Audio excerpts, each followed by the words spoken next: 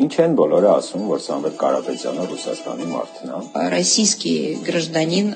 у которого есть российское гражданство, российский предприниматель. Բայց Հայաստանի քաղաքացի էլ է, ուղղակի Ռուսաստանում է կապիտալ ստեղծել։ $100 million։ Դե չէ, ոնց որ ավելի շատ։ Я никогда не считал деньги, я заработал миллион, 10 миллионов. Լավ, իսկ ինչ 100 միլիոնի մասին էր խոսքը։ $100 million։ Կապակեր այդ պարտքը մնաց Հայաստանում։ Ինչ պարտք։ Գույք պարտքի դիմաց ծրագիրը երևի ամենից լավագույն եւ հաջողված ծրագրերից է եղել Հայաստանում։ Ավելի մանրամասն խնդրում եմ։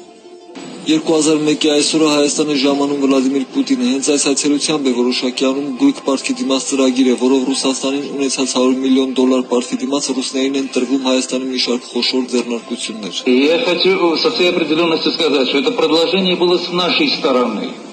Никто нам не пытается в этом плане ничего навязать. Ով էր Քոչարյանին այդքան լիազորություն տվել։ Քոչարյան Ռոբերտ Պետրոսյանը։ Դա միասնաբար որոշեք։ Ես գնում եմ Ռոբերտ Քոչարյանը մտածում եմ արի։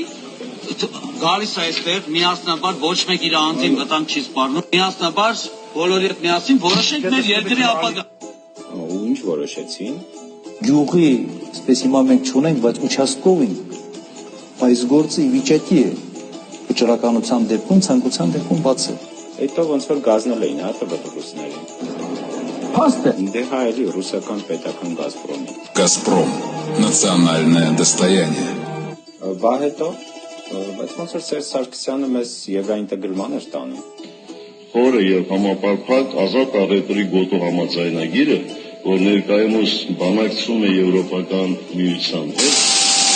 я подтвердил желание Армении вступить в таможенный союз и включиться в процесс формирования Евразийского экономического союза. Երևի ռացիոնալ որոշում էր էներգետիկ անվտանգության հարցեր կային։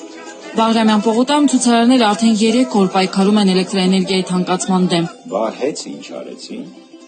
Հեծի գնելու հետ կապված։ Ես հետ ինչ գործ ունեմ։ Տվեցին։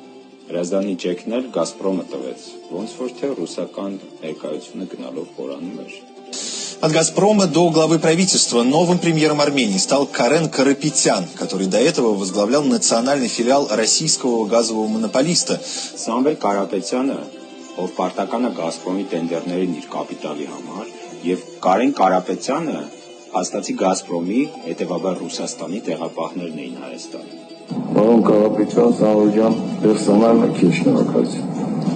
2018-ին Սերժ Սարգսյանի հրաժարականից հետո նրանք դեռ փորձում էին փրկել իրենց առաքելությունը Հայաստանում, բայց Հայաստանի Հանրապետության քաղաքացին ցույց տվեց, որ իրական ուժը պատկանում է իրեն։ Հայաստանի Հանրապետության քաղաքացին վերադարձրեց տասնամյակներով կորցրած ընտրելու իրավունքը եւ հիմա չի հանձնելու այդ իրավունքը նրանց, ովքեր խլել էին այն։ Վստահ եղեք։